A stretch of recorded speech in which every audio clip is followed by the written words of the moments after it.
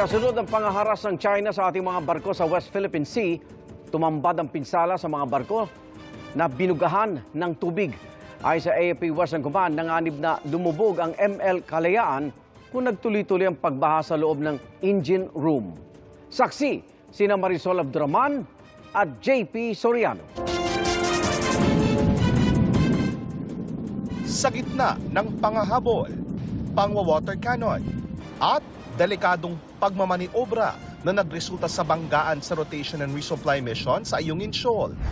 Kabilang sa mga sakay ng Unaiza May 1 sina AFP Chief of Staff General Romeo Browner Jr. at AFP Western Command Commander Vice Admiral Alberto Carlos. Sinunggo tayo. So, napakasinungaling po nila dahil binabaliktad nila. In fact, sinabi nila, tayo daw ang bumunggo sa kanila, which is really impossible kasi napakaliit ng ating barko. Sila ang lalaki. Higante yung mga barko nila. Kabilang sa mga napinsala ang ML Kalayaan na tumirik sa gitna ng dagat matapos itong habulin at ma-water cannon ng China Coast Guard. Nabasag ang windshield, nasira ang mga electronic system at navigational equipment, pati na ang mga power generator at ang main propulsion engine. Tumigil na pong kusa yung ating main propulsion engine. Kaya practically they were dead on the water. That boat could have sunk kung nagtuloy-tuloy po yung flooding doon sa engine room ng ML Kalayaan. Sa pagharap ni Chinese Ambassador Wang Xilian kay Foreign Affairs Undersecretary Teresa Lazaro, diretsahang sinabihan si Wang na ipinoprotesta ito ng Pilipinas. Sinabi rin daw ni Lazaro kay Wang na walang karapatan ang China na makialam at manghimasok sa lehitimong aktibidad ng Pilipinas sa West Philippine Sea na nasa loob ng ating exclusive economic zone. Ipinorotesta rin ng Pilipinas ang nangyari nitong Sabado sa Baho de Masinloc kung saan na-water cannon din ang ating mga barko.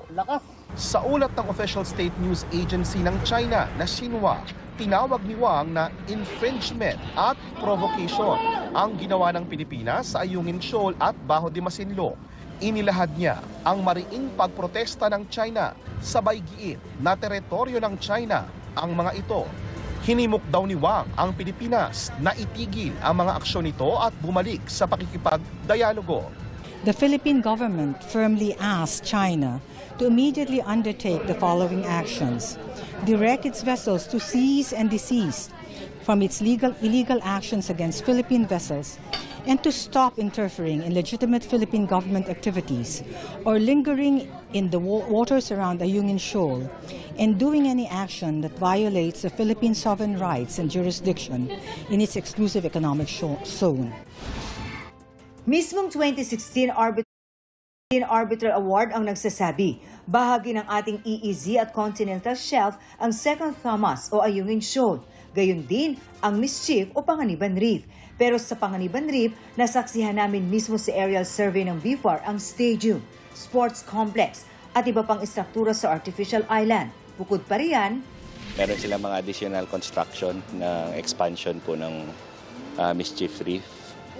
Pero yung mga buildings na yon, talagang gano'n na karami yan. Nagdadagdag sila na parang idudugtong nila. Kinukunan pa namin ng pahayag ang National Task Force on West Philippine Sea tungkol dito. Tanaw din namin ang bantay ng pwersa ng China.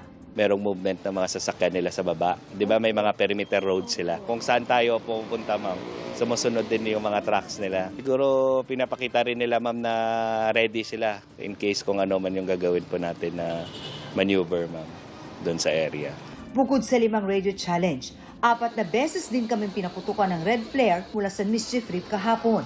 Pero nakalapit pa rin kami sa lugar. Sa 4 quadrants, sila, ma'am, warning shot sila ng red flares para warningan tayo, ma'am, na wag pong lumapit sa kanilang ma'am, reef. Kahit anong warning shot ng flare is gagawin pa rin natin, ma'am, yung nakaatang na tungkulin sa atin. Para sa GMA Integrated News, Marisol Abduraman. JP Soriano, kami ang inyong saksi. 68 milyong pisong halaga ng iniinalang shabu ang nasabat sa bypass operation sa Cebu City. Sa ulat ng Super Radio Cebu, nahulihan umano ng 10 kilo ng droga si Harvey Torres. sa validation ng pulisya. Naaresto si Torres noong June 2022 dahil sa pagtutulak ng droga at nakalabas noong November 2022 dahil naman sa plea bargain. Ayon sa Police Regional Office 7, ang nasambat na droga ay posibleng ibebenta sa holiday season o sa Sinulog 2024. Patuloy ang investigasyon. Mataas ang bilang ng mga food insecure sa timog na bahagi ng Pilipinas, base sa resulta ng National Nutrition Survey ng DOST-FNRI. Mahalaga ang resulta dahil ginagamit ito ng gobyerno para matukoy ang lugar kung saan pinakamataas ang malnutrisyon. Saksi, si Bernadette Reyes.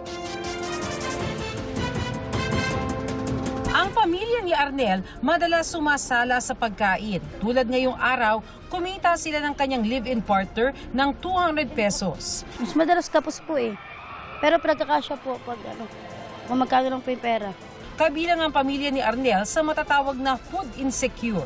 Sa resulta ng National Nutrition Survey ng DOST Food and Nutrition Research Institute, pinakamataas ito sa timog na bahagi ng Pilipinas na kung saan mataas rin ang poverty incidence. Dahil sila po yung medyo walang kakayanan na pag na bumili ng pagkain, ay sila po talaga yung food insecure. Pinakamataas ang stunting o pagkabansot ng bata sa mga edad 5 pababa sa Western Visayas na umabot sa 36.9%.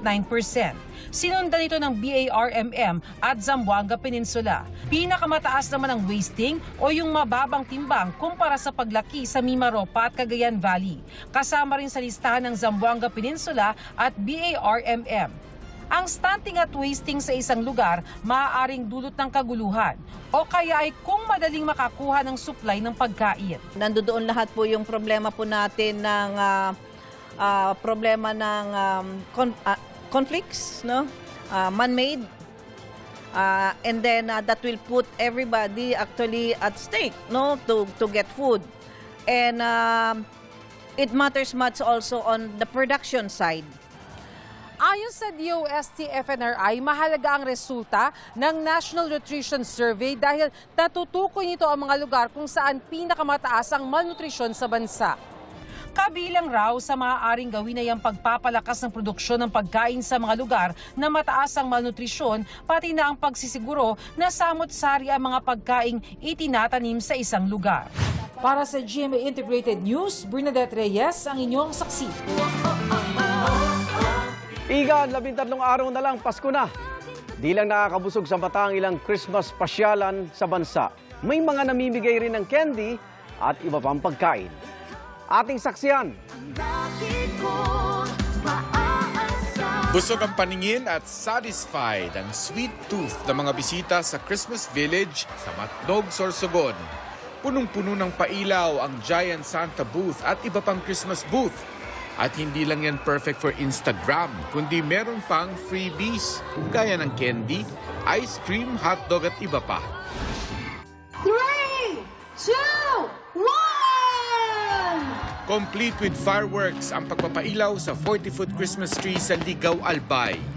Tad-tad ito ng libu-libong Christmas lights na simbolo ng pagkakaisa ng mga residente. Agaw eksena rin ang life-size Belen sa plaza. Eco-friendly na mga parulaman ang nagpailaw sa Bago Negros Occidental. Pinailawan nila ang kanilang higanting Christmas tree habang ipinarada ng mga estudyante ang 2,000 parol. 50 sa mga ito ay ginamitan ng solar lights. Bahagi ito ng kampanya ng lokal na pamahalaan na panatilihin ang pagiging green destination ng lugar. Balot naman ng Christmas decoration ang plaza sa Alicia, Bohol. Bukod sa mga parol sa paligid, may 80-foot Christmas tree rin na pinalibutan ng Christmas lights. Patok din ang dancing fountain. At ang higanting bird cage na pinunure ng mga pailaw. Para sa GMA Integrated News, Mark Salazar, ang inyong saksi.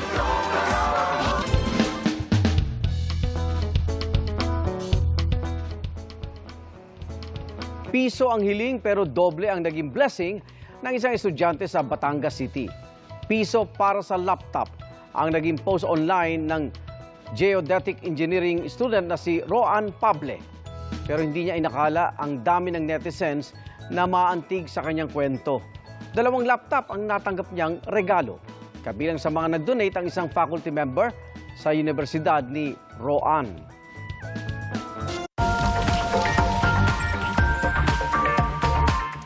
Nakapasok na sa military service ang natitirang member ng BTS.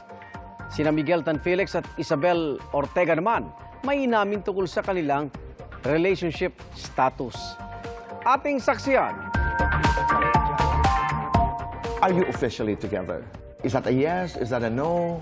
Yan ang pasabog na tanong para sa Firefly Stars na sina Miguel Tan Felix at Isabel Ortega sa Fast Talk with Boy Abunda. Paglilinaw ng dalawa. Once na nabadali ka sa relasyon, pwedeng masayang yung isang magandang bagay. So, Okay, I get that. Pero exclusive. Yes, exclusive. Hindi pwede manligaw, hindi pwedeng magpaligaw. Ako personally, hindi po naniligaw. Even if Isabel doesn't say it, kahit hindi ka Yes. required. Isabel, ikaw. Sa ngayon, di rin po ako nagpapaligaw. So you're exclusively together. Sa kanilang interview, hindi rin napigilang maging emosyonal ni Isabel dahil very grateful siya sa aktor. Super grateful ako na palagi siya nandyan para makinig sa lahat. Ano, bakit ako umiiyak? It's another big day for ARMY dahil ngayong araw naman ang send-off para sa BTS members na sina Jimin at Jungkook. Bilang suporta sa kanilang pagpasok, present din sina J-Hope at Suga para ihatid ang dalawa. Bago ang naganap na send-off, ipinasili pa kagabi ni Jimin ang kanyang buzzcut sa global fan community platform na Weverse. Sa 2025, nakatakdang mag-reunite ang 7 members ng BTS. Para sa GMA Integrated News, OR Santiago ang inyong saksi.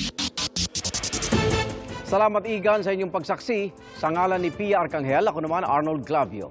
Para sa mas malaking misyon at sa mas malawak na paglilingkod sa